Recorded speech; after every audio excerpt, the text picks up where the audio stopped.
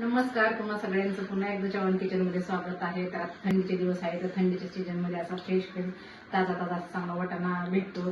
तर तुम्हाला मी वर्षभर कसं स्टोर करून ठेवायचा ते सांगणार आहे. चला तर मग आपण रेसिपीला सुरुवात करूया.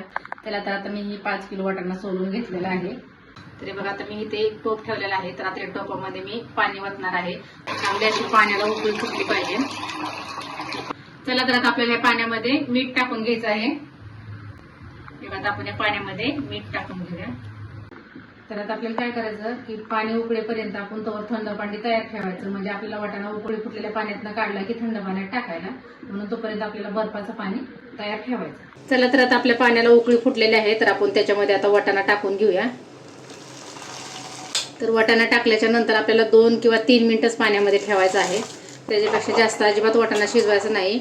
बघा आता आपले 3 मिनिटं झालेले आहे. तर बघू शकता तुम्ही की असा वाटाणा वरती आलेला आहे. तर आता आपण ह्याला काढून घ्यायचं. पॅन काढल्या लगेच इथून काढला की लगेच थंड पाण्यामध्ये टाकायचा. चला तर आता आपल्याला हे थंड पाण्यामध्ये लगेचच टाकून घ्यायचं आहे. तरी बघा पुन्हा आता सर्व वाटाणा सगळं असं थंड पाण्यामध्ये काढून घेतलेलं आहे. तर आता आपल्याला काय करायचं की त्यांना थंड पाण्यातनं काढून घ्यायचं आणि चांगला स्वच्छ अशा चांगल्या कपड्यावरती ह्याच्यावरचं पाणी चांगलं नितळेपर्यंत ह्याच्यावर काढून घ्यायचं. चला तर आता आपण हे वाटाणा कपड्यावरती असं काढून घेऊया.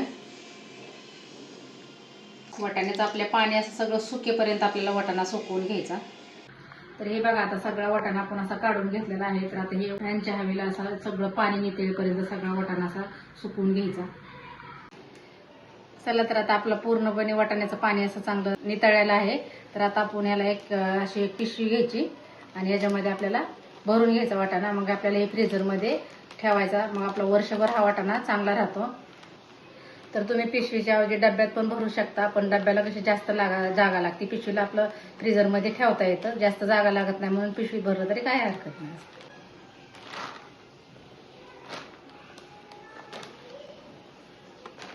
तर हे बघा आता ही अशी आपली पिशवी भरून झालेली आहे. तर ही पिशवी अशी भरून ठेवल्यानंतर ह्या पिशवीला सारखं सारखं असं खोलायचं नाही. तुम्हाला जर सारखं वापरायला वाटाणा हवे असेल तर छोट्या छोट्या पिशव्या पण भेटतात. तर तुम्ही छोट्या छोट्या पिशव्या अशा तुम्हाला जेवढा पाहिजे असं वाटीच्या मापाचा तेवढ्या पिशव्या भरून तुम्ही ते घेऊ शकतात. म्हणजे एक पिशवी घेतली की दुसऱ्या परत फोडायला लागणार नाही. अशा छोट्या छोट्या पिशव्या भेटतात, त्या पिशव्या भरून तुम्ही ते वापरू शकता. मोठी जर पिशवी भरली तर तुम्हाला हवा असेल वाटाणा तर तुम्ही ह्याच्यातला वाटाणा घेऊन लगेच पिशवी बंद करून फ्रीजरमध्ये ठेवायची, बाहेर ठेवायची नाही. चला तर मग आता मी सगळं अशा प्रकारे पिशवीत वाटाणा भरून असा स्टोर करून ठेवणार आहे. कशी वाटली मला माझी रेसिपी तुम्ही एकदा मला कमेंट करून सांगा.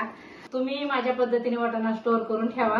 माझी जर वाटाणा स्टोर करायची रेसिपी जर आवडली तर माझ्या व्हिडिओला लाईक करा, शेअर करा आणि चॅनलला सबस्क्राईब करायला विसरू नका बरं का. पुन्हा भेटूया नवीन रेसिपी घेऊन. माझी रेसिपी बघितल्याबद्दल धन्यवाद.